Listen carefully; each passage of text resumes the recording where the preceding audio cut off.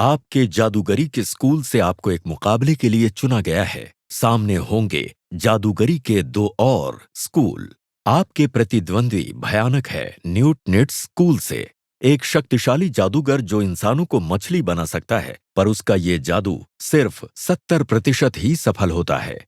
और लाइप्टन स्कूल से है एक उससे भी शक्तिशाली जादूगरनी जो इंसानों को पुतलों में बदल सकती है, और उसका जादू 90% तक काम करता है। टॉस किया जाता है और जादू की छड़ी घुमाने का पहला मौका आपको मिलता है। न्यूटनिट्स जादूगर दूसरे नंबर पर है और लाइप्टन जादूगरनी तीसरे।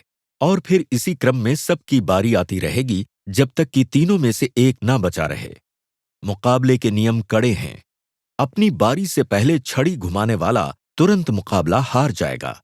और ड्रॉ से बचने के लिए ये नियम भी है कि अगर पहले राउंड के अंत तक तीनों बच जाते हैं तो तीनों को बिल्ली बना दिया जाएगा। अब आपको अपनी छड़ी चुननी है।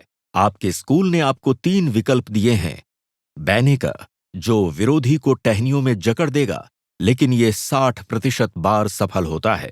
गैसियन, जो सामने वाले को पेड़ में बदल देगा, ये 80% बार काम करता है। और सबसे नायाब नोएथर 9000, जो सामने वाले को दूर किसी पहाड़ पर पहुंचा देगा, और यह 100% सही ढंग से काम करता है।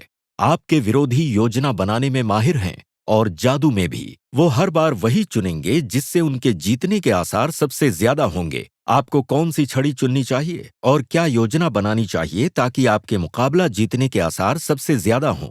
अगर इस सवाल का जवाब आप खुद ढूंढना चाहते हैं तो वीडियो को पॉज करें। आप नोएथर 9000 की तरफ बढ़ेंगे क्योंकि मुकाबला शुरू करने के लिए सबसे शक्तिशाली छड़ी से अच्छा क्या होगा। लेकिन इसे उठाने से पहले जरा सोचिए कि आगे क्या होगा। चूंकि ये सबसे खतरनाक है, आप हमेशा दोनों जादूगरों के निशाने पर रहेंगे, लेकिन पहले आपको सबसे खतरनाक विरोधी से निपटना होगा। उसके बाद इस बात की 70% संभावना होगी कि आप बचे हुए जादूगर के हाथों हार जाएं। ये तो मुसीबत है। बेहतर होगा अगर आप गॉसियन चुनें। यह 80% काम करती है, जिसका मतलब जब तक जादूगरनी नहीं हारती आपको निशाना नहीं बनाया जाएगा। लेकिन अगर आप उस पर जादू करने में कामयाब रहे तो उसके तुरंत बाद आपको मछली बना दिया जा सकता है। अगर आपने जादूगर पर छड़ी घुमाई तो यह लगभग तय है कि जादूगरनी आपको पुतला बना देगी। बेहतर होगा कि आप किसी पर छड़ी ना घुमाएं।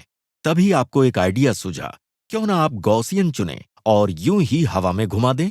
फिर आप जादूगर के जादूगरनी पर हमला करने का इंतजार कर सकते हैं और जादूगर के खिलाफ जीतने की आपकी संभावना 80% हो जाएगी। आइडिया अच्छा है, लेकिन एक परेशानी है। जादूगर भी अपनी छड़ी हवा में घुमा सकता है, लेकिन जादूगरनी जानती है कि अगर उसने ऐसा किया तो तीनों बिल्ली बन जाएंगे। उसे किसी न किसी पर जादू चलाना होगा, और चूंकि आप और जादूगर में ज्यादा खतरनाक आप हैं तो आप निशाना बनेंगे। और तब आपको समझ में आता है कि आपको असल में करना क्या है। सबसे कमजोर छड़ी लेनी है, बैनेकर, और उसे हवा में घुमाना है।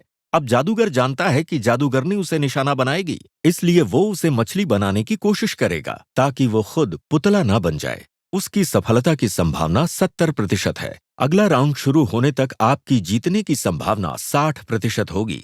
अगर वो हारा तो वो पुतला बना दिया जा सकता है। तब भी आपके पास 60% मौका बचेगा जादूगरनी के खिलाफ मुकाबला जीतने के लिए। सिर्फ 3% संभावना है कि तीनों बिल्ली बन जाएं, लेकिन सारे हिसाब करने के बाद इस योजना से आपकी जीतने की संभावना सबसे ज्यादा है। और इससे अच्छा कोई रास्ता नहीं। अलग अलग योजनाओं में जीतने की संभावना स्क्रीन पर दी गई है। किसने सोचा था कि जीतने का सबसे अच्छा मौका होगा किसी पर भी छड़ी ना घुमाने का।